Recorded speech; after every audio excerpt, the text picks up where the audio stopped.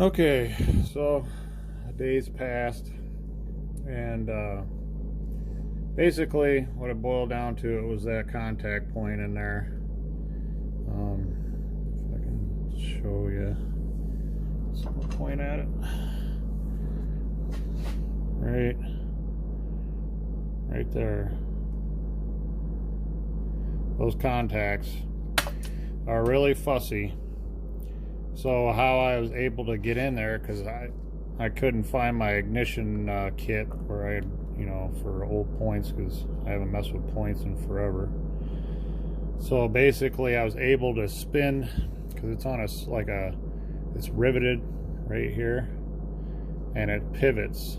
That plate will pivot, and I gotta be careful because this is bakelite. Focus here.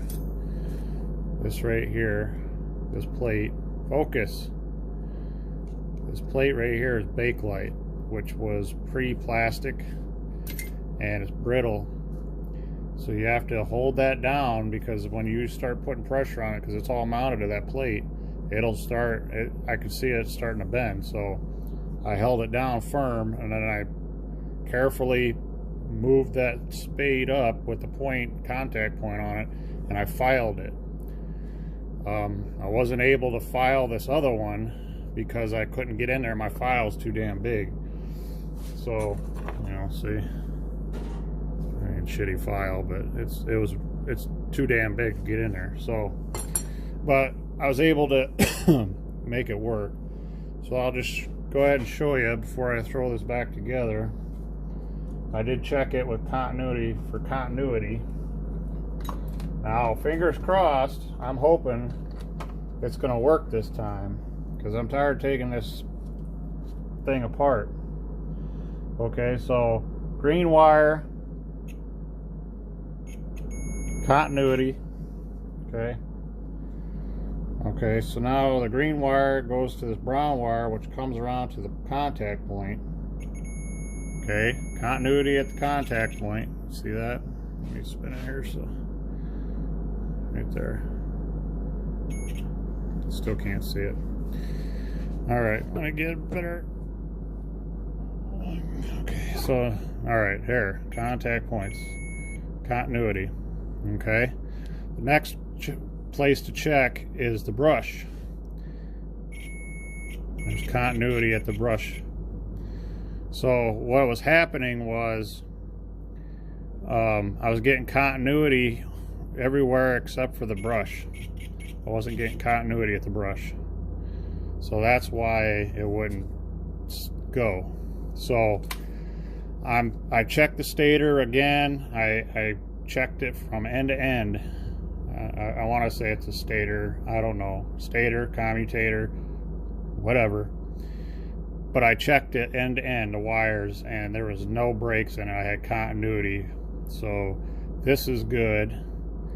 My brushes are worn out. But what I did, because all I'm really doing is just, before I spend any money on this thing, I want to make sure that I can make it work. Because I can buy a pack of brushes, carbon brushes, but I don't want to spend the money if if this thing isn't gonna work. But so what I did was I took some just some scrap steel, 18 gauge, and it basically comes down to 5 mil. So 5 mil by 5 mil pieces, and I cut 4 of them. I put 2 in each side behind the springs, because it goes the spring and then the brush. So I stuck it behind the springs to basically give it more spring tension, so the brushes would rub, because they were so worn out they were hardly contacting the stator, or commutator, whichever. So now I'm going to put it back together, and the deepest part is where the deepest part goes towards the bottom, and I was on a forum, and you know, people were mentioning it only goes one way, and they're correct, and they were nice enough, the factory is nice enough to notch it here and then put a notch on this cap or end plate or whatever you want to call it, so it only goes together one way. So keep moving it outside the camera. So I got to be careful because I got to hold these together, because the magnets will suck this thing right in and pull it right out of the brushes, pull it away from the brush plate. Then I'll have to sit and fart around with it trying to get it all back together again. Okay, so, and it's almost impossible to get it in there without it turning on you because the magnetic pull. So I'm just gonna try to get it lined up here. Gasket shot. I'm gonna have to, when I pull this back apart, after I make sure it works and I get brushes in, I'll pull it back apart and then figure out something for a gasket. I'll probably have to I'll definitely have to make one. Why in the hell is this going together? Okay, it's on the notch, I think. Yeah. Let's see.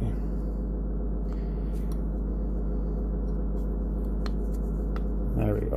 There we go. Oh shit. Okay. See, and this side here has got a knot, or got a mark, witness mark. And it's not going to fit flush because there's part of a gasket missing, but that's as far down as it's going to go. Okay, so now I got that together. Now there's a bearing and a washer on this that goes up in here. You can, right there, you can see right in there, there's a bearing and washer. They stayed in. Now they've come out and stayed in however they like, so with me messing with this thing. This time they decided to stay in. So now you can see this is together. Damn it. You see there's a mark here and a mark here. So I'm thinking that it's 180 out. I don't know if it matters on the top plate, but we're going to go ahead and line them up anyways. Okay, got it together, and I'm going to throw these screws back in.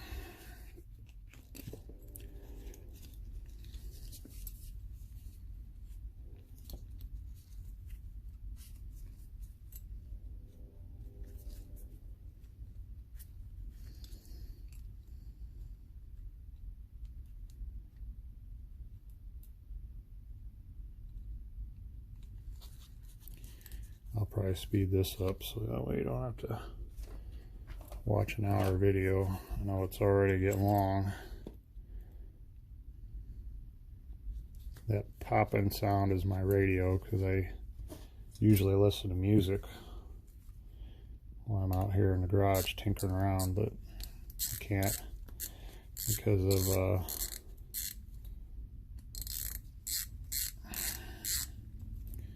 whatever friggin' rules of YouTube.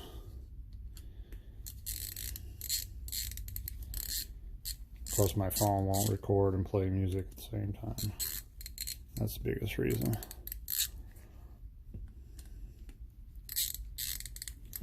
I'm just gonna snug it up here. I'm not gonna go too crazy with it. Alright, now I don't have a gear in it or anything because I don't know if I'm going to make it as a two-part video or if I'm just going to make it one. But either way, I mentioned it before, I'll mention it again, that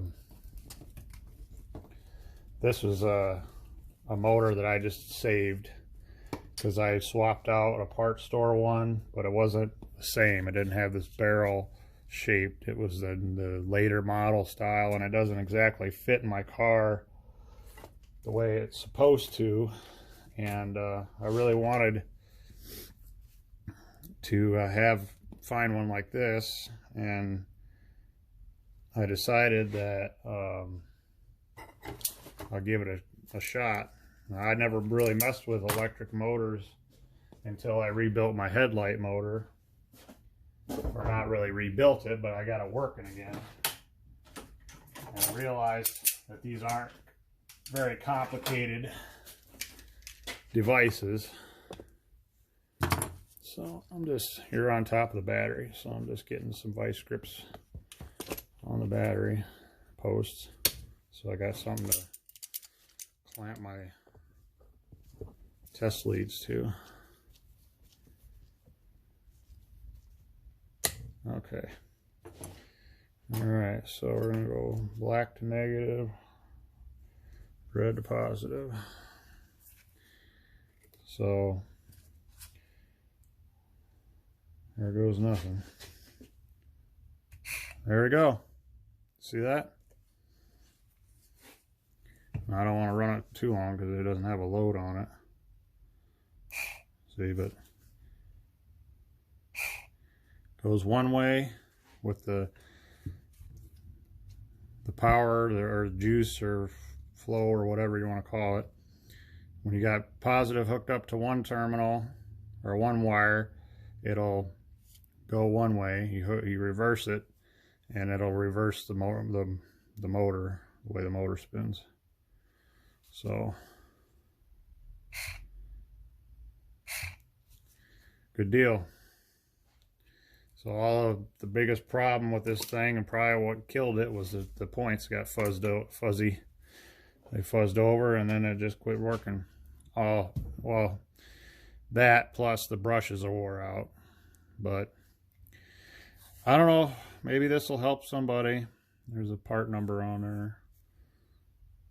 But maybe this will help somebody if they got problems with their power window motor and their Chrysler. I'm sure this is good for C bodies. This